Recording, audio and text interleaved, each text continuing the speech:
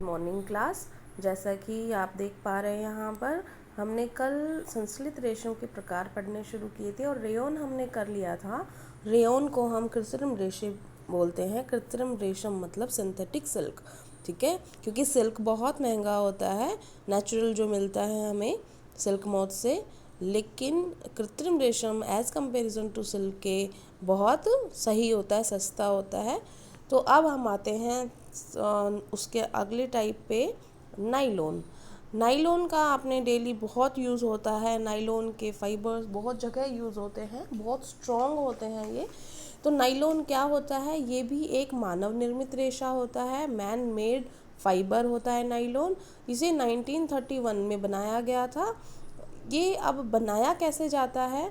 ये जो कोयले, जल और वायु से इसका निर्माण सबसे पहले 1931 में किया गया था, और सबसे पहला जो रेशा था जो मैन मेड था वो नाइलॉन ही था। इसका मतलब जो रेयन है या आपके और कोई फाइबर आते हैं टेरिलीन वगैरह, उनमें सबसे पहले जो है वो नाइलॉन का ही डिस्कवरी हुई थी। जो नाइलॉन रेशा होता है वो बहुत बहुत स्ट्रॉन्ग होता है, बहुत लाइट होता है, थोड़ी चमक भी होती है उसके अंदर, और कभी भी उसको अगर कुछ दाग पड़ जाए ना तो धुलने में बहुत आसानी होती है, ठीक है। अब ये नाइलॉन जो है ये इतना ज़्यादा स्ट्रॉन्ग होता है कि इस जो नायलॉन के देखना कभी भी पैराशूट वगैरह होते हैं उनमें नायलॉन के फाइबर से इस्तेमाल होते हैं, या चट्टानों पर चढ़ने हेतु रस्से भी बनाए जाते हैं। चट्टानें जो होती हैं उनके ऊपर जैसे कहते हैं ना रॉक क्लाइंबिंग करने के लिए जाते हैं, तो क्योंकि वहाँ पे देखो अगर एक भी गलती हो जाए या रस्सी टूट जाए तो प्रॉब्लम हो सकती है ना, तो ऐसी रस्सी भी यकीन किया जाता है जो नायलॉन से बनी होती है, क्योंकि नायलॉन बहुत स्ट्रांग होता है। देखा भी होगा आपने, नायलॉन की बहुत सारी चीज़ें बनती हैं। फॉर एग्ज़ाम्पल, हम जो जुराबें पहनते हैं वो वाली नहीं, जो कॉटन मिक्स आती है, जो प्योरली नायलॉन वाली होती है, उनको ध्यान से देखेंगे तो वो थोड़ी सी ज़्यादा मजबूत होती हैं। और रस्से तो आपने देखे होंगे, प्लास्टिक की जो रस्सियाँ आपको दिखाई देती है ना, प्लास्टिक जैसी, वो प्लास्टिक की नहीं होती, वो नायलॉन की होती है। उनको आप उनका एक धागा निकाल के अगर आप खींच के देखोगे तो आपका हाथ कट नहीं जाएगा, लेकिन वो जो फाइबर है वो आपसे नहीं टूटने वाला। दांत साफ करने की जो ब्रश आती है उसके अंदर जो जिससे आप ब्रश करते हो, प्लास्टिक की बात नहीं कर रही बेटा, जो उसके अंदर ब्रशल्स लगे होते हैं उनकी बात कर रही हूँ, जिससे आप जिसके ऊपर आप टूथपेस्ट लगाते हो, वो जो होते हैं वो नायलॉन के होते हैं। कारों की सीट के जो सीट बेल्ट के जो बेल्ट होती है वो भी नायलॉन की होती है। स्लीपिंग बैग जो होता है वो भी नायलॉन का होता है, और आजकल तो पर्दे भी आ जाते हैं नायलॉन के आते हैं। तो ये जैसा कि आप देख पा रहे हो ये सारी चीज़ें जो हैं वो नायलॉन की हैं, ठीक है। तो नायलॉन का जो उपयोग है सबसे ज़्यादा यही है कि इसके इतने ज़्यादा मजबूत रेशे होते हैं कि हम पैराशूट बनाते हैं इनके, चट्टानों पे चढ़ने के लिए इनकी रस्सी का निर्माण करते हैं, तो ये बहुत ज़्यादा ही मजबूत होते हैं, ठीक है। एक नायलॉन का तार जो होता है ना, जो हमारा लोहा होता है उसके तार से भी ज़्यादा शक्तिशाली होता है। ये देख पा रहे हो आप, नायलॉन का तार जो होता है इस्पात के तार से भी अधिक प्रबल होता है। तो आप समझ लीजिए कितना ज़्यादा मजबूत होगा। और ये दिखा रखा है पैराशूट और रॉक क्लाइंबिंग करते हुए, तो ये सब जो यहाँ पर रस्सियाँ इस्तेमाल की गई हैं ये सारी की सारी नायलॉन की बनी हुई हैं। अब आते हैं हम नेक्स्ट है हमारा पोलिस्टर और एक्राइलिक। पोलिस्टर एक जो होता है, जो अभी थोड़ी देर पहले मैंने बताया था, ये भी एक रेशा होता है जो संश्लेषित है, कृत्रिम रेशा है, जो मैन मेड है। और ज़्यादातर आपने देखा होगा ये पहले ज़माने में ज़्यादा पॉलिस्टर के कपड़े बनते थे। इनमें ना सलवटें नहीं पड़ती, मतलब आपको प्रेस करने की ज़रूरत नहीं पड़ती। कई बार ऐसे कपड़े आते हैं ना, जो शर्ट्स आती है मोस्टली थोड़ी ज़्यादा, थोड़ी सी आप टेक्सचर वाइज भी थोड़ी चिकनी चिकनी सी होती हैं, तो वो पॉलिस्टर होता है। बिल्कुल आराम से उसमें कभी दाग पड़ जाए तो धोने में बहुत आसानी होती है, जल्दी से उतर जाता है, और कभी भी उसके ऊपर सलवटें नहीं पड़ती हैं, ठीक है।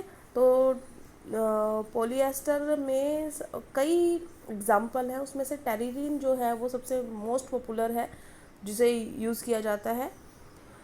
और उसके बाद हम आते हैं नेक्स्ट पे। अब ये देखो,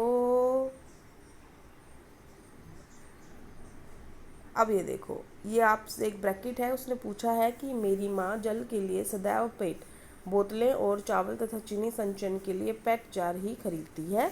मैं जानने के लिए उत्सुक हूँ, आखिर ये पेट क्या है। तो देखो, पेट जो है ये एक पॉलीमर है, बहुलक बताए थे ना कल आपको। तो बहुलक में अब ये किससे बना हुआ है, ये देखो इसका आगे इसका लिख रखा है। पेट का मतलब होता है पी से पोली, ई से इथाइलिन और टी से टेरिथलेट। ठीक है ना, पोली इथाइलिन टेरिथलेट, ये इसकी फुल फॉर्म हो गई, जो आप याद रख सकते हैं, पूछी जा सकती है। और अब ये जो है पेट, ये भी एक पॉलिएस्टर ही है। इसकी बोतलें, बर्तन, फिल्म, तार आदि बनाए जा सकते हैं।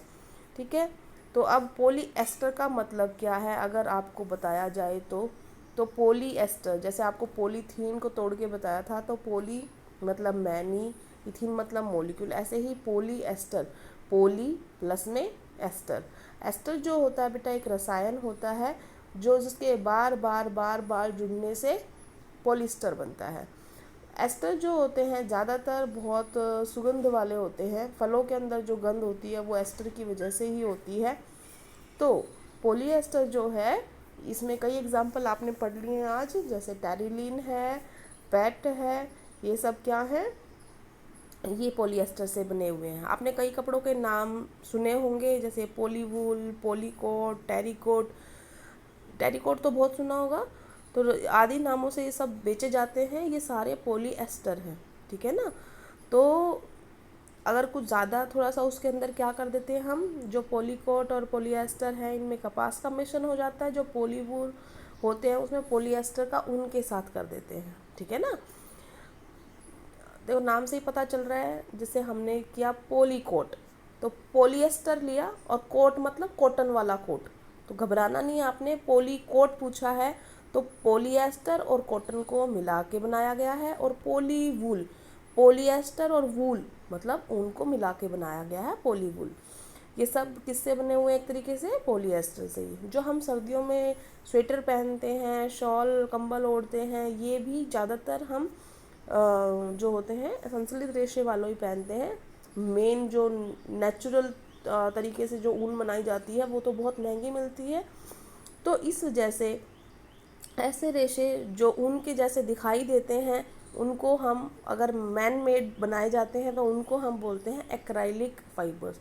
ठीक है ना, एक्राइलिक फाइबर्स। तो प्राकृतिक स्रोत से तो वो तो बहुत महंगी होती है, लेकिन ये एक्राइलिक जो होती है आपकी स्वेटर जो होती है आपको बहुत सस्ती मिल जाती है और वो ज़्यादा दिन चलती भी है। ठीक है ना, इसीलिए नेचुरल के हिसाब से सिंथेटिक फाइबर जो वूल फाइबर्स है वो ज़्यादा पॉपुलर है। ठीक है, तो आज हमने क्या क्या कर लिया है, अभी पहला पूरा कंप्लीट कर लेते हैं फिर बात करते हैं। तो जो ये हमारा हम बात कर रहे थे कि प्राकृतिक रेशे से अपेक्षा हम ऊन वाला इस्तेमाल करते हैं। अब हमने इसको जलाने का अगर प्रयास किया कि क्या होगा, तो यहाँ पर देखो, संश्लित रेशे गर्म करने पर पिघल जाते हैं। यह वास्तव में संश्लित रेशों का एक हानिकारक गुण है। यदि वस्त्रों में आग लग जाती है तो यह बहुत आपदाजनक हो सकता है। कपड़ा पिघल जाता है और पहनने वाले व्यक्ति के शरीर से चिपक जाता है। इसलिए हमें प्रयोगशाला या रसोई घर में कार्य करते समय संश्लेषित वस्त्र नहीं पहनने चाहिए। तो ये एक हानि हो गई जो आपको समझ में आ रही है। क्या हो गया कि संश्लित रेशों को जब गर्म करते हैं तो वो पिघलने लग जाते हैं। लेकिन अगर हम नेचुरल की बात करें तो नेचुरल में आपके पास घर में रुई होगी, आप उसको जला के देखना, वो पिघलता नहीं है, वो बस उस जगह से जल जाएगा, है ना। तो इस वजह से संश्लित रेशे, अगर हम कोई ऐसे काम कर रहे हैं जहाँ पर आग का काम है तो हमें वहाँ पर नहीं पहनने चाहिए। जैसे कभी आपने सुना भी होगा, दिवाली वाले दिन मम्मी ये बोलती है बेटा आज सिल्क वाले कपड़े नहीं पहनना, क्योंकि वो आर्टिफिशियल सिल्क होता है, वो सिंथेटिक सिल्क होता है। तो वो वाला क्या पकड़ लेगा, आग पकड़ लेगा जल्दी, और वो चिपक भी जाता है बॉडी के। इस वजह से अगर आप कॉटन पहनेंगे तो उससे प्रॉब्लम नहीं होगी, क्योंकि कॉटन सिर्फ वहीं से अगर गलती से कुछ हो भी जाए तो आपको इतनी प्रॉब्लम नहीं होने वाली है। ठीक है, अब आ जाए इसे येलो ब्रैकेट वाला पढ़ लेते हैं क्या है। सभी संश्लित रेशे पेट्रोलियम मूल के कच्चे माल जो पेट्रो रसायन कहलाते हैं, इसे विविध कर्मों द्वारा तैयार किए जाते हैं। ये कुछ नहीं है, ये बताया गया है कि सारे जो सिंथेटिक फाइबर्स होते हैं, वो जो पेट्रोलियम, आपने सुना होगा ना कि ये हम पेट्रोल निकालते हैं तो पेट्रोलियम गैस वगैरह मिलते हैं, तो वो जो होते हैं उनको पेट्रो रसायन बोलते हैं।